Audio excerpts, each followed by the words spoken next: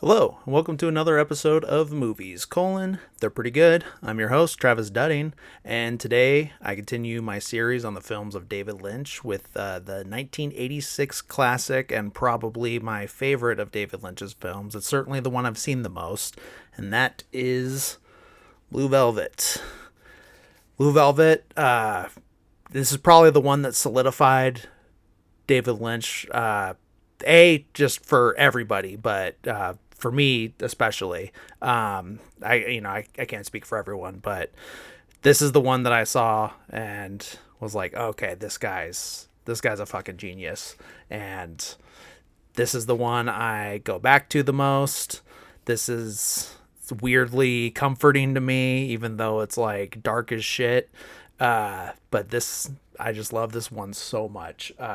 Also got the laser disc, and this laser disc does play, unlike the Elephant Man that was like rotted away. But yeah, Blue Velvet. Now, some of you that have been listening for a while may know that I covered this film already. Or you might have just, if you're a new listener, saw that there's already a Blue Velvet episode prior to this. I realized that, but that was before I had this idea to kind of go through an entire filmography of a particular person. In this case, it's David Lynch, director David Lynch. So I'm going to try my best not to repeat anything from that one. I mean, there's going to be some, it's hard to like exactly not, I don't know. It's hard to say. I'm going to try really hard to make it unique and not just a reiteration of everything I talked about in the last one. And that might be pretty hard. I've also seen it way more times now since I recorded that one, so I have new appreciations of certain things, new information, new observations, things like that. And worst case scenario, I listen to that one again and listen to this one again and realize I said the same fucking thing in the whole time, and then I delete one. I'll just keep whichever one sounds better. This one has a video, the other one didn't, so, and not that that's any reason for me to keep it, but all right, so yeah, let's get into it. 1986, Blue Velvet. This is the follow-up to Dune. Let me kind of fix this. It's the follow-up to Dune. I know he was like feeling pretty disheartened after that. I think it was kind of bit off more than he can chew. He was frustrated with the lack of full control that he had, but still did work with Dino De Laurentiis again. And I don't even think Dino De Laurentiis was part of the problem, other than the specific what's it called, runtime rule that he had, where it had to be a maximum of 2 hours and 17 minutes. Besides that, I don't think he was so much the problem as it was just like other people at the studio. But that being said, he still was a little hesitant to work with them again, and he did say like, hey, like, I'm not gonna work with you unless I have complete creative control. And Dino De Laurentiis said, there's no way a studio is going to let me do that, but I will shake your hand right now and tell you that you have final cut. We can't do it on paper, but you just got to trust me. And he did. And in the end, David Lynch had final cut on this film. And man, this one was pretty successful, but very divisive. A lot of critics had problems with it. A lot of them didn't get it right off the bat. I know Roger Ebert definitely had problems with specifically the scene where Dorothy Valens is in Jeffrey's front yard, naked and bruised and beaten. And he was like, it just was an upsetting scene, as it is to anyone watching it. But I think it wasn't until he had a conversation with David Lynch about it that he kind of came around on it a little bit. He like wanted to understand it, and it's like, why, why go that far? And it does come to a story, which I think I did tell on the first time I did this, but when David Lynch was little, him and his brother were walking home from school somewhere, but they were outside in the neighborhood walking around, and there was a naked woman walking down the middle of the street, and he just says he remembers just crying, like they just knew with that there was enough context to just know that like something bad happened for this to be going on, and it was just frightening to him, and it just stuck with him for the rest of his life. And it just he wanted to share that experience, I guess, with audiences. And it does a great job of just conveying the point that he's trying to make with this. I know Isabella Rossellini said in an interview that, at least I think it was her, that it's important to note. Maybe it wasn't her. I don't know. Someone in when I was researching for this, someone said, great research if I can't even attribute this quote correctly, but someone said that it's important to just take what David Lynch is showing you, and honestly, do this with like any director, but it's wrong to just take a specific depiction of somebody and attribute that to, oh, this is what he's saying about all women. And that's an insane, like saying it out loud. I think that's all like people need to do is just say it out loud and just see how insane that sounds, unless they're outright telling you like this, all women be like, and that's just not what he's doing. And, it's just this specific person, and shitty stuff happens to people. And, arguments can be made nowadays that, these stories should be told by women, and that's true. But when you start getting too specific, then at a certain point, no one can make any movie unless it's about the category of person that they are, but I'm not saying that there's not something to that. Obviously, that is important, and there needs to be way more female directors taken seriously and everything. I'm not saying that like, no, I don't want any men's rights activists thinking that I'm like on their side, because they're nuts for the most part. For the whole part. But I'm gonna kind of jump around. I'm not gonna just do straight up the plot, because I did do that last time. So I'm just gonna talk about the things that like still stick with me. Obviously, Dennis Hopper's performance in this is incredible, and he's just so like such a just evil, disturbed character that is complicated. He's not like one note either. There's layers to him, and but yeah, like the lines that stick in my head all the time. Anytime I see a Heineken or a Pabst Blue Ribbon, I'm thinking of him saying, "Heineken, fuck that shit, Pabst Blue Ribbon." That you just can't not. He's just so. It takes you a few times to kind of come around to this opinion on it, and I've heard other people talking about it. Like I've listened to other podcasts talking about this film, and it is like kind of common to the first time you're watching it, and then there's like some like you hear someone laughing about some of this stuff, and you're like, what? I don't see how this could be funny.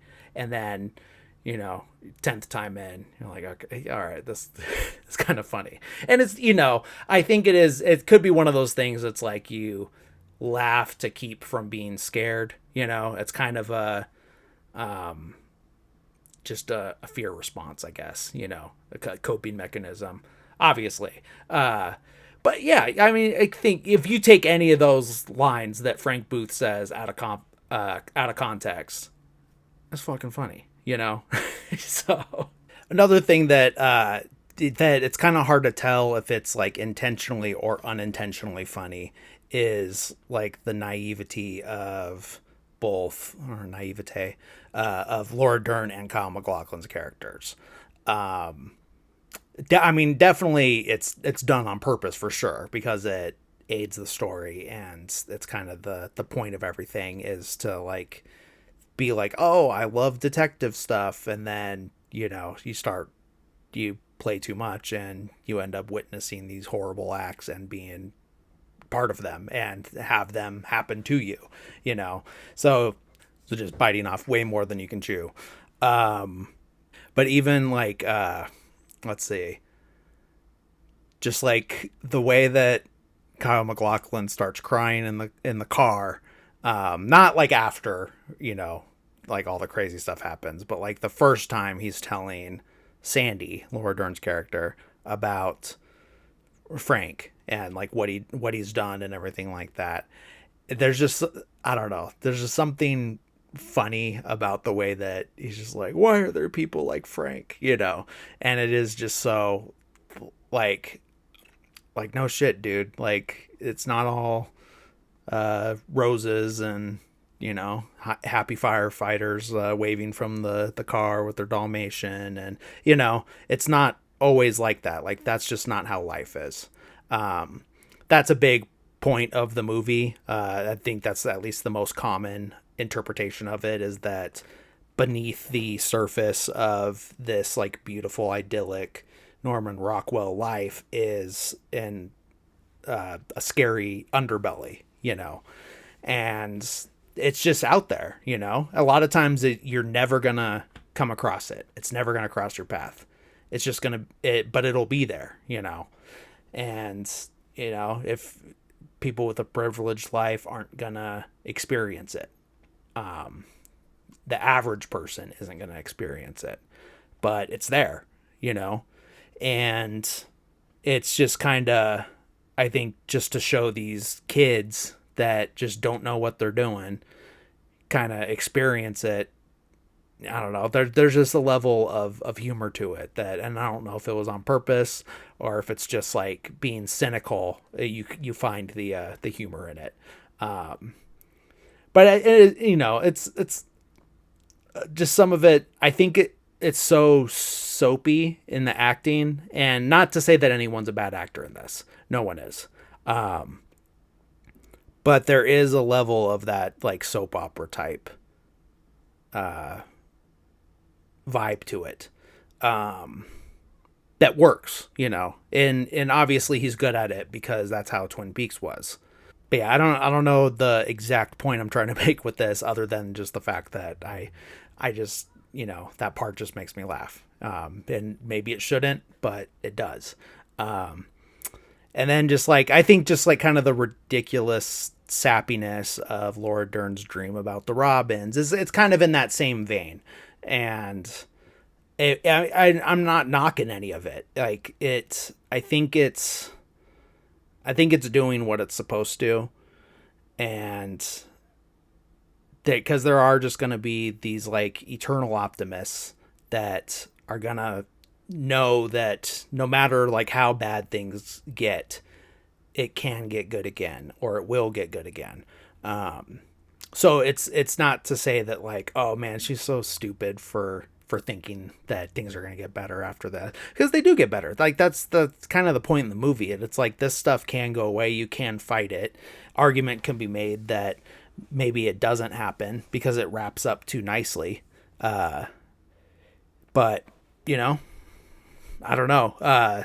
But that's also the point of that, or that David Lynch always does shit like that, where he is very much of the mind that however you interpret it is the right answer. There is no one way to interpret something, and I think that's the mark of a true artist.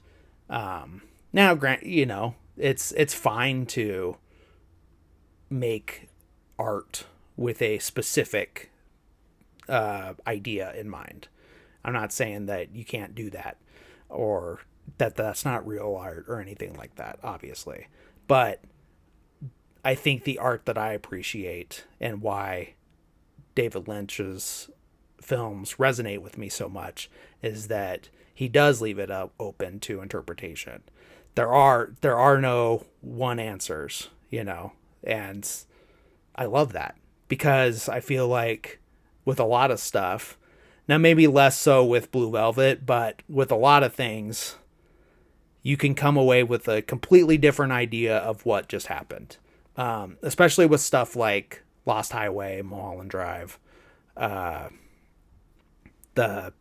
ending of Twin Peaks, The Return. There's no answer. It's just you fill in the blanks yourself, you know. And some people are going to say like, oh, that's lazy. I don't think so. I think it can be used in a lazy way by a less artistic person, but when you're working with someone like David Lynch, that's, you know, you can find the genius in it. And maybe the whole point was to have dumbasses like me speculate about it for the rest of their lives long after he's gone, you know. Maybe it's just a prank, bro. I don't know, who knows. And it doesn't matter because it's great. I'm enjoying it, you know. I'm having a good time, whether I'm getting it or not getting it. I'm having a good time, and that's what's so beautiful about his films. But yeah, like I was saying, really love Frank Booth, and I love everyone that comes with him. Like everyone from his world is so interesting, and I love like his entourage. Obviously, Dean Stockwell as Ben, doing his lip sync with the work light as the microphone glowing on his face. It's fucking perfect, you know. It doesn't get better than that. It's so just cool, you know. It's like it's beautiful, it's interesting, it's everything, and I can't get enough of that.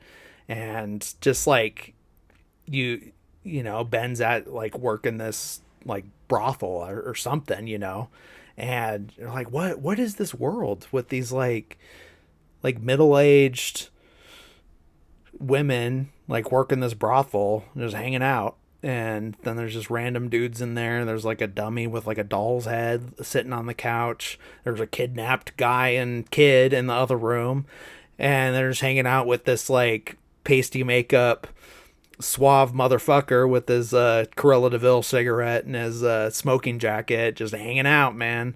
And and there's no like reasoning for it or anything. He doesn't, like, David Lynch doesn't feel the need to like tell you like why, like what is going on or why it's happening or any extra information that you don't need, you know. Would it be interesting to know what he's doing? Yeah, of course it would, you know. Just like, you know, but we're not going to get the Disney Plus series of like Ben's backstory, you know. We don't need that. But I love this like cast of characters that he's just rolling around with in the car, and just like this like tiny car packed full of bad guys. Very reminiscent of A Clockwork Orange, obviously. I think that's on purpose. But like Brad Dourif, like you can immediately, like, if you're a fan of like the Child's Play movies, as soon as you hear his laugh like coming out of the bar, you don't even have to see him, and you're just like, oh, that's Chucky, you know.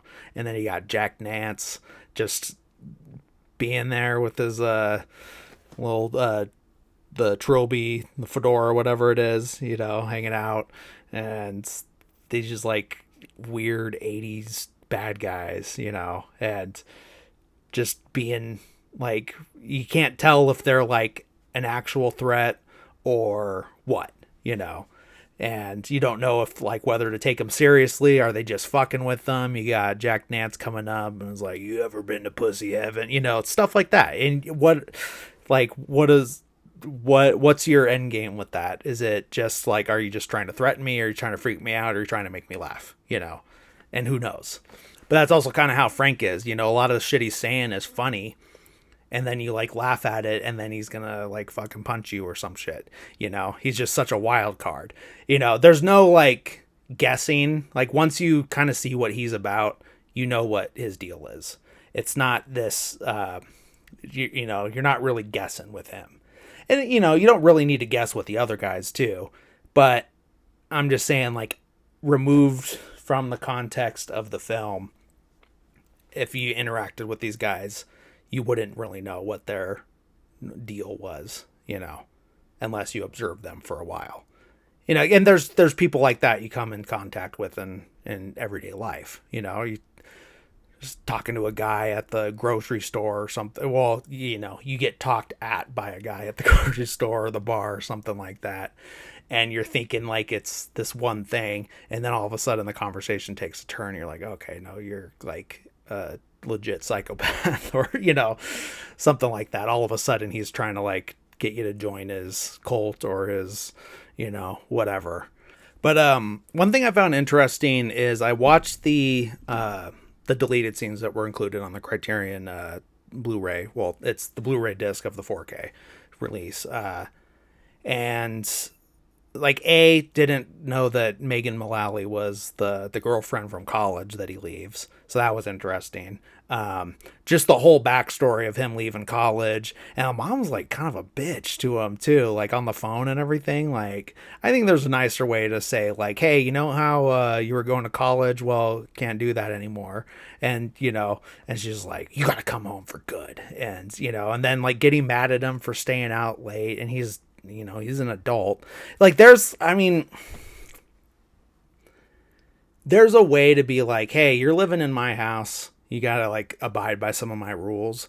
But then there's a certain level of like overreach when that person is an adult. It's one thing if like Jeffrey's bringing home all these girls and like having sex in his parents' house and doing drugs in the house and, throwing these parties. That's overstepping a boundary with your parents. But just, you're an adult and you stay out late. Who fucking cares, And so I'm kind of glad that they got rid of that subplot of the mom just being a terrible, unlikable person. And then you're just left with these like scenes of her with the aunt, and they're just kind of silly, just kind of these like silly peeks into the like everyday normality of their lives, this, because they're part of this system of the idyllic neighborhood and everything, and yeah, they're aware of, oh, don't go on Lincoln Street because bad stuff happens there. So they're at least aware of that there is a darkness. They just might not know the extent of it, the way that like Sandy's dad, Detective Williams, does, and that's just because he's a cop. And maybe even then he didn't know up until recently that there was all this like bad stuff happening. Maybe it wasn't until the kidnapping of Dawn and everything with that, maybe they didn't know that there was anything like that crazy going on until like someone kind of in the spotlight. Not that like Dorothy Valens was like a huge celebrity, but just someone different, someone that isn't like a more normal person that wasn't part of that like underworld got pulled in because Frank Booth had a crush on her or something, and who knows? And we don't get that backstory, and that's also great because then you just get to speculate about it. And then another thing I didn't know, or at least I just missed before, is that Helen Mirren was who David had in mind initially for Dorothy Valens' character. And actually, like, when he met Isabella Rossellini, I was like, oh, you were just in this movie with Helen Mirren. Can you get me her contact info and ask her if she wants to do this movie? And she's like, I don't know her that well, but, and then just kind of left like feeling like that was kind of weird. And then, but then got a call, like she got a call from David later. It's like, hey, actually I was thinking about it and I think you should do it, and cause he was just got entranced with her. I mean, he fell in love with her, they were together for, I believe, like 5 years. And and remained friends like forever. Maybe there might have been a rough patch where they weren't friendly with each other, but they're they've remained friends. She always had nothing but nice things to say about him, and always did these interviews and special features about the movie at these last Oscars that were like a month or so after David Lynch died. She wore a blue velvet dress and was there with Laura Dern, like stuff like that. And she just seems like such a cool person. Most of these Lynch people do just feel like, man, like I just want to talk to them. They feel like they're like actually like fun and interesting to talk to, rather than like maybe some other people. But the ones that like the mainstays, Kyle MacLachlan, Laura Dern, Isabella Rossellini, and David Lynch himself, I just would have loved to just chat. And I don't know what I would talk about. I'd probably get intimidated, but they feel like the type of people to, if someone like me that would be like, what do I say? You're so cool, and kind of freak out, that they could like keep a conversation going, or at least just get it started. Cause that's, people like me with like a level of social anxiety and just anxiety in general. I have a problem just starting a conversation with someone unless I have something to say and it's like, hey, like I know you're my friend and we talked about this last time. Well, there's an update. Or, hey, I know you like this type of music. Well, this band, stuff like that. Unless there's like a specific reason for me to talk to you, I have a really hard time just like starting a conversation. And I feel like, I don't know, I feel like they would be good at helping with that, and maybe that's just wishful thinking, but yeah, I don't know. So yeah, I don't think I need to go too long on this one, just because it is something I have covered before. This is just kind of things that I feel like I didn't really bring up before, or just stuff that I, appreciate more now than I did last time. Just things like that. It's such just an incredible movie. Probably another one I'll just keep watching it over and over again. It's just, it never gets old to me. It's the only one that I've seen in the theater, and that was only after he died that the like local art theater did a screening of it. And I wish they would have done more, because then I would have seen all of them, and any chance I get. And if they do a re-release of some of the other stuff, I'll probably try to check them out. But it's just a beautiful, perfect movie. But yeah, not only did I already cover this before, and I don't want to just reiterate everything, it is very hot. Hopefully I'm not visibly sweating, but and I can't just have the AC blasting like while I'm trying to record, especially since the AC is behind me and would just be blowing into the microphone.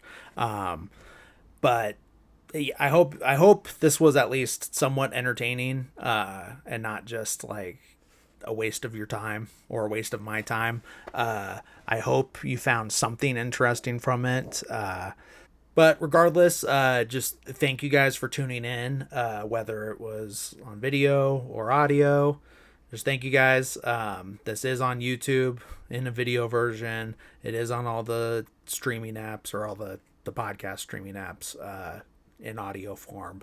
So whatever your preferred podcast consumption is, there's something for everyone. I think there's even a way to put video onto Spotify now, so I make sure that I have all my video versions on there. It is kind of an extra step that I might forget about sometimes.